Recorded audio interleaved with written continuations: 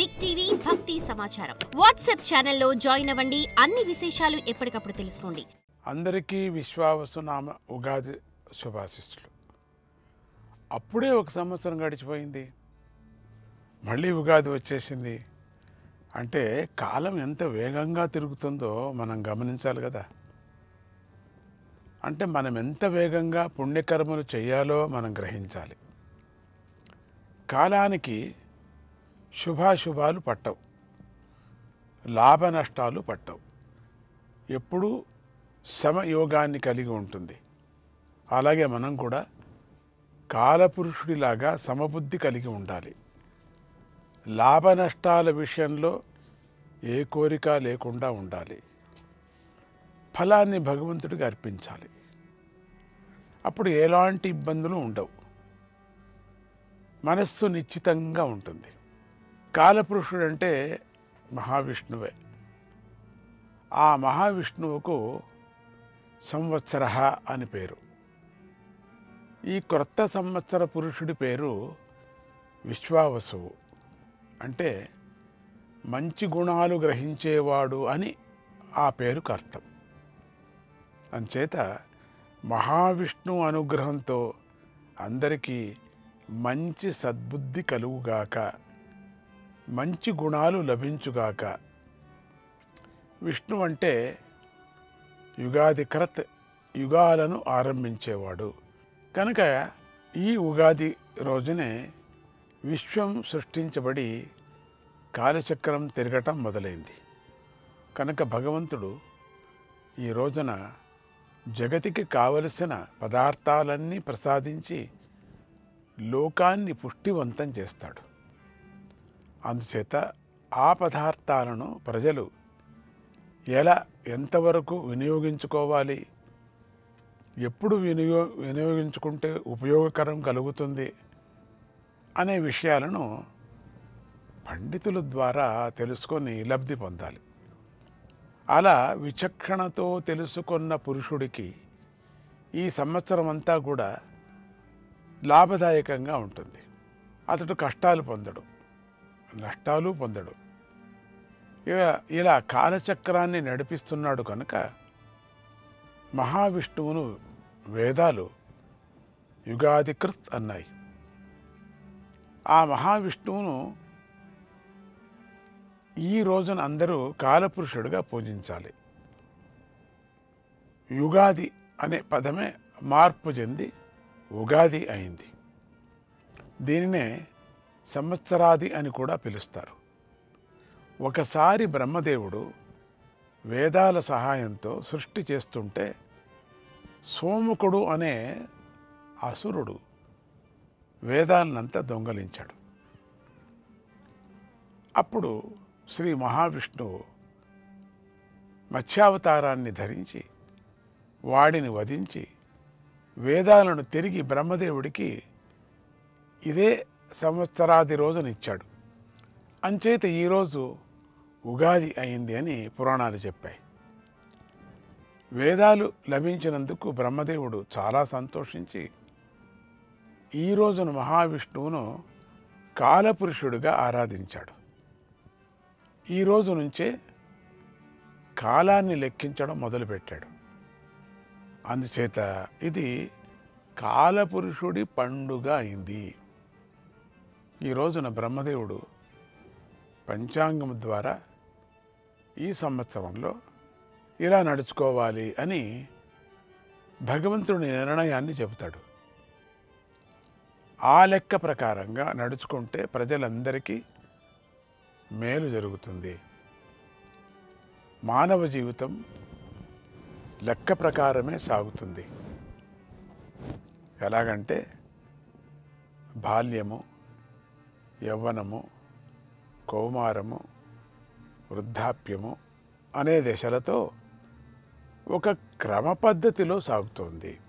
అలాగే న్యాయంగా ధనాన్ని ఎలా సంపాదించాలి, సంపాదించిన దాన్ని ఎలా పొదుపు చేయాలి, ఎలా ఖర్చు పెట్టాలి, ఎలాంటి వాటికి ఖర్చు పెట్టాలి అనే ధన విషయంలో కూడా లెక్కాచారాన్ని పాటించాలి. అప్పుడు మనిషికి ఆదాయం, రాబడి, ఖర్చుల వల్ల ఎలాంటి ఇబ్బందులు కలగవు. ఇలా ఒక లెక్క అనేది లేకపోతే ఎంత వస్తుందో ఎంత పోతుందో తెలియదు. సరిగ్గా అవసరమైన సమయంలో ధనం చేతిలో ఉండదు. అలాగే ఈ లెక్క విద్యలోనూ ఇతర రంగాలలో సాధన చేస్తున్న వారికి కూడా ఉపయోగిస్తుంది. అంచేత ఈ ఉగాది పిల్లల నుంచి పెద్దల వరకు ఒక పద్ధతి ప్రకారంగా నడుచుకోవటానికి ఎంతగానో ఉపకరిస్తుంది. అంచేత ప్రతి ఒక్కరూ ఈ ఉగాది నాడు ఆచరించవలసిన విధులను భక్తి శ్రద్ధతో ఆచరించాలి. ఈ రోజున రైతు సోదరులు వృషభాలు, కాడే, నాగలి, నేల, విత్తనాలు మొదలైనటు వాటిని అన్నీ కూడా సమకూర్చుకొని పొలాన్ని దున్ని పంటలు పండించటం మొదలు పెడితే అధిక లాభం వస్తుంది. ఆ తర్వాత అన్ని రంగాల వారు ఆదాయ వ్యయాలు, కందాయ ఫలాలు, మంచి యోగము, చెడు యోగాల గురించి కూడా తెలుసుకోవాలి. పంచాంగం గురించి తెలుసుకోవాలి. శ్రవణం చెయ్యాలి.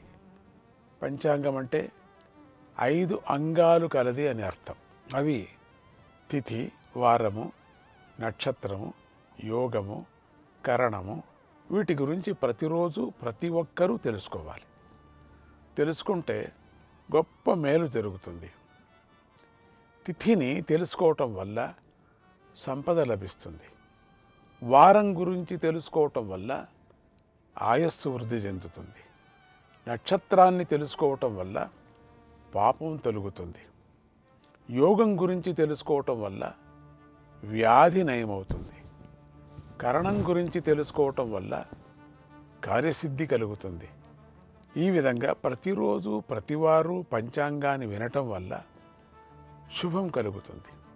ఇలా కాలపురుషుడు అందరి జీవితాల్లోనూ లభించే శుభాశుభ ఫలాలను పంచాంగంలో ఇమిడిచిపెట్టాడు. కనుక మనం పంచాంగం మీద ఆధారపడి నడుచుకోవాలి. మనం ఎలా నడుచుకోవాలి అనే మన గతి మన చేతిలోనే పెట్టాడు. అంచేత నష్టం వచ్చింది, కష్టం వచ్చింది అంటే అందుకు దేవుణ్ణి నిందించకూడదు. అది పాపం. మనమే కారణమని తెలుసుకొని నడుచుకోవాలి. పంచాంగం ప్రకారంగా నడుచుకుంటే కష్ట నష్టాలను నివారించుకోవటానికి తగిన ఉపాయాలు తెలుస్తాయి. లాభాలను ఎలా గడించాలో తెలుస్తుంది కూడా. వాటిని సత్కర్మలకు, దాన ధర్మాలకు ఎలా వినియోగించాలో తెలుస్తుంది. కనుక అందరూ పంచాంగ ప్రకారంగా దాన ధర్మాలు, యజ్ఞ యాగాలు, పుణ్యకార్యాలు చేయండి. మీకు భగవంతుడి అనుగ్రహం కలుగుతుంది. ఇలా ఈ ఉగాది రోజున భవిష్యత్తు గురించి చెప్పే పంచాంగవేత్తను పూజించిన వారు ఈ సంవత్సరం అంతా సౌఖ్యాలు పొందుతారు. పూర్వం శ్రీకృష్ణ పరమాత్మ ఉగాది గొప్పతనం గురించి ధర్మరాజుకు ఇలా చెప్పాడు. ఓ ధర్మరాజా, చైత్ర శుద్ధ పాడ్యం ఎంతో పవిత్రమైనది, పుణ్యప్రదమైంది. కనుక ఈ ఉగాది రోజున నక్షత్రము మొదలైన వాటి గురించి, అలాగే శకము, వర్షాధిపతులు, నవనాయకుల గురించి వినాలి. ఇలా విన్నవారికి అశుభాలు కూడా శుభాలుగా మారిపోతాయి అన్నాడు. కనుక పంచాంగాన్ని విని ఎన్నో జన్మల పుణ్యఫలంగా లభించిన ఈ శరీరాన్ని సార్థకం చేసుకోండి. కాలాన్ని చక్కగా వినియోగించుకోండి. గడిచిన కాలం గురించి, చేసిన తప్పు పనుల గురించి చింతించకండి. అన్నీ మరిచిపోండి. ఉత్సాహంతో క్రొత్త అడుగు వేసి మంచి చేయండి. అలాంటి మంచి మార్పే పాపాలను పోగొట్టి పుణ్యాన్ని కలిగిస్తుంది. ఈ ఉగాది నాడు తలంటి స్నానం చేయండి. కొత్త బట్టలు కట్టుకోండి. ఇష్టదేవతలందరినీ తలుచుకోండి. పెద్దల ఆశీర్వచనాలు పొందండి. దేవతలను పూజించండి, పంచాంగ శ్రవణం చేయండి, ఉగాది పచ్చడి తినండి. ఈ ఉగాది పచ్చడి బెల్లం, తీపి, చింతపండు, పులుపు, కొద్దిగా లవణం అంటే ఉప్పు, మిరియాల పొడి అంటే కారం, వేప పువ్వు చేదు, మామిడి ముక్కలు వగరు అనే 6 రుచులతో ఉంటుంది. ఈ ఉగాది పచ్చడి మనకు కష్టాన్ని అయినా సుఖాన్ని అయినా సమంగా స్వీకరించాలి. మానవుడి జీవితం అంతా కూడా ఈ 6 రుచుల సమ్మేళనంతోనే నిండి ఉంటుంది అని తెలుపుతుంది. అందుచేత అన్ని వేళలా అన్ని సందర్భాల్లోనూ అందరూ సమచిత్తాన్ని కలిగి ఉండాలి అనే సందేశాన్ని తెలుపుతుంది. అలాగే ఈ ఉగాది పచ్చడి వల్ల జీర్ణాశయం చక్కగా పనిచేస్తుంది, శ్లేష్మం తొలగిపోతుంది, రక్తశుద్ధి అవుతుంది, మనోవ్యాధులు తొలగుతాయి, చిత్తశాంతి కలుగుతుంది. కనుక అందరూ కూడా ఈ ఉగాది పచ్చడి తింటున్నప్పుడు ఈ మంత్రాన్ని చదువుతూ తినండి. శతాయుర్వజ్రదేహాయ శతాయుర్వజ్రదేహాయ సర్వసంపత్కరాయ చ సర్వారిష్ట వినాశాయ నింబకం దళభక్షణం. మీకు ఆయస్సు వృద్ధి చెందుతుంది. ఈ విధంగా తరతరాల నుండి ఆచరిస్తూ వస్తున్న ఉగాది పండుగను శ్రద్ధగా ఆచరించండి. పెద్దలను గౌరవించండి, గోవును పూజించండి, మిత్రులను దర్శించండి. ఇలా ఈ రోజున విధిగా ఆచారాలు పాటించిన వారింట్లో లక్ష్మి నివసిస్తుంది. ఈ విశ్వావస సంవత్సరాన్ని నడిపే నవనాయకులు ఇలా ఉన్నారు. రాజు సేనాధిపతి, అర్ఘాధిపతి, మేఘాధిపతిగా రవి ఉన్నాడు. మంత్రిగా చంద్రుడున్నాడు. సస్యాధిపతిగా గురుడు ఉన్నాడు. ధాన్యాధిపతిగా కుజుడు, రసాధిపతిగా శని, నీరసాధిపతిగా బుధుడు ఉన్నారు. ఈ నవనాయకులలో 6 పాపులున్నారు, 3 శుభాలున్నారు. అంచేత అందరికీ మిశ్రమ ఫలాలు లభిస్తాయి. కాలపురుషుడి అనుగ్రహంతో అందరికీ శుభం కలుగుగాక, లోకానికి శాంతి కలుగుగాక అని ఆశీర్వదిస్తూ జయ గురుదత్త.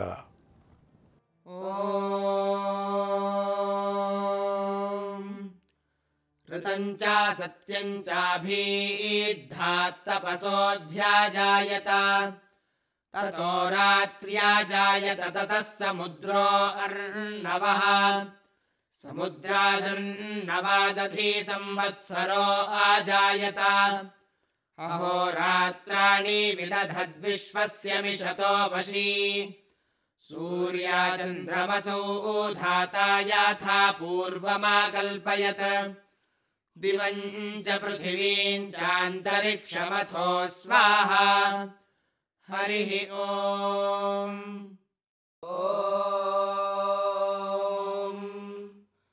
महाङ्गिन्द्राः पुरश्चराः माहित्वा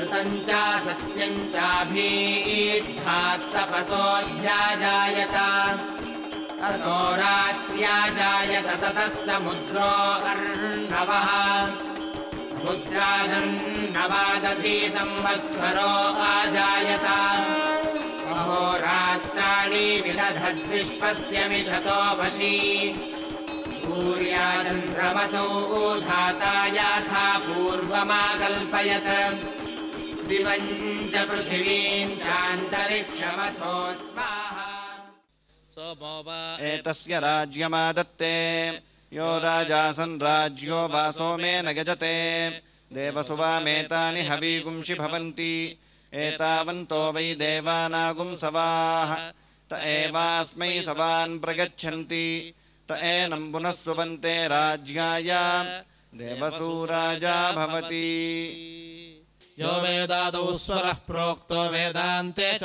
प्रतिष्ठितः तस्य प्रकृतिलीनस्य यः परः स महेश्वरः.